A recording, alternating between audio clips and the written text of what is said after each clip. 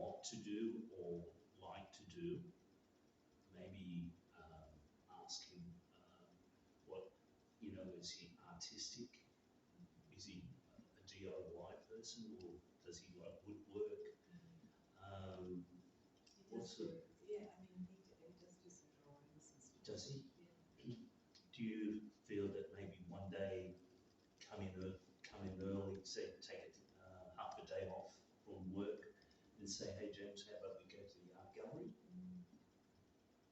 and do something different, just spontaneous? Because spontaneous works. It works for a relationship, you know. By involving him in more, instead of staying away from things and not discussing things with him, it's probably causing your anxiety and showing probably his anxiety as well, because he's saying to himself, oh, I wonder how she'll feel if I did this. No, I better not. Because she might not like it or something. But you need to talk to each other more. Yeah, I like that. It's just difficult if he's not really wanting that at the moment. No, but you've got to persist. You've done a great job so far in getting to him this spot. Look at the time that you've spent together, and you've got him to this stage where he's saying, let's talk about having family and things like that. Last week you were telling me that you want family together. Is that right? Yeah, absolutely. Yeah. But So I don't feel ready with James still on the edge. Like, I'm ready. Yeah. I don't feel like James is ready. That's feels quite painful. I just don't feel that you're getting into his head and he's not getting into your head. You both are working like opposite each other. Like you need to be like two magnets together, especially in a relationship. I think you need to. Okay, hold it there for a sec. You know, You've got to stop saying you need to. yeah, It's too directive yeah, and it's not helpful, because you're putting blame on the client essentially by saying it's not working because you need to do this. So more listening to the client yep, and allowing her to lead the conversation. Just focus on your micro skills, which you're doing really well, Tony. You're doing really well with your active listening. You're doing well with your reflecting. A lot of your questions are really good questions, but then you're running into let's fix this. And that's really hard. It was, if you can stop working so hard and let me do it. yeah. I just. You want to fix. So Yeah. let me just give you a bit of background, Anna. So Tony works in disability, and he's been doing it for many years, and he's very passionate about his work, and he's very passionate about helping people, but he's also very practical and wants to bring his own life experiences and everything into the situation. And I think this makes it very challenging for you, Tony, because you want to fix things, and this is a very different way of working with people to being a support worker. So it's understandable. I can see exactly where you're coming from.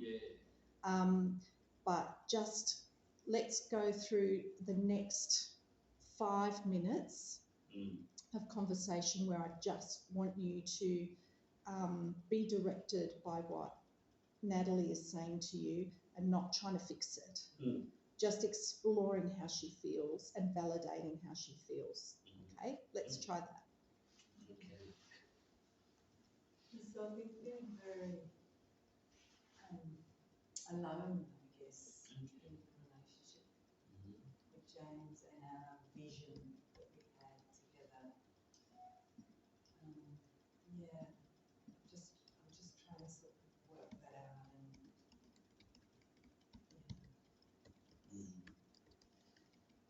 makes me kind of feel quite sad. Really? Do you elaborate why you're feeling sad? Okay. I didn't even know that I had this expectation of what him getting clean would be. I didn't know I had that, but I absolutely did. I had an expectation of what it would look like, Mm. and it's nothing like that. You know, I'm more anxious, I'm more worried for James than I was when he was using because he's overdosed. Mm-hmm. And yeah, there's a grief, I guess, not what I thought it would be. Do you have anything in your mind that you want to try, or is there something that you particularly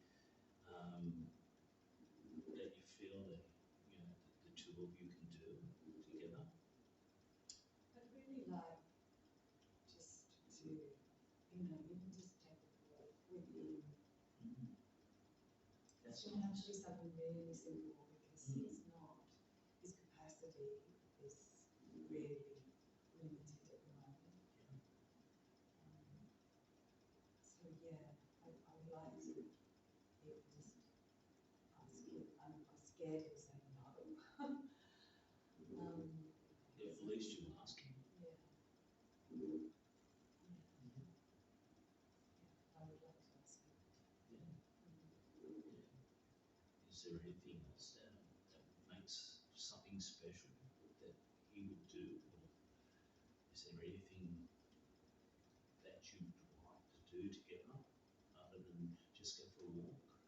Well, the other thing is asking him to help me prepare a meal because I do all that.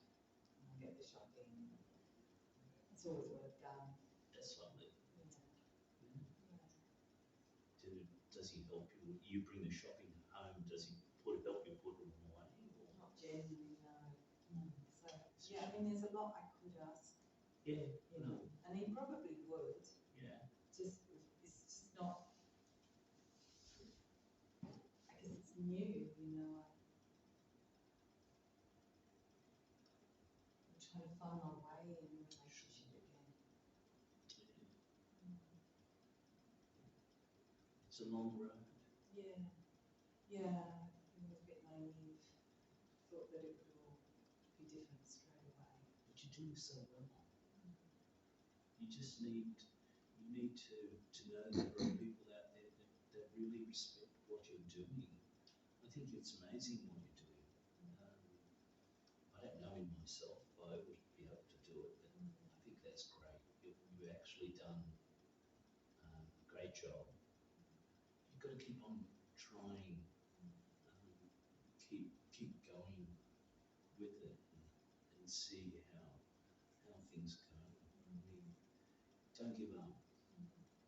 He's too precious, and I know that you love him.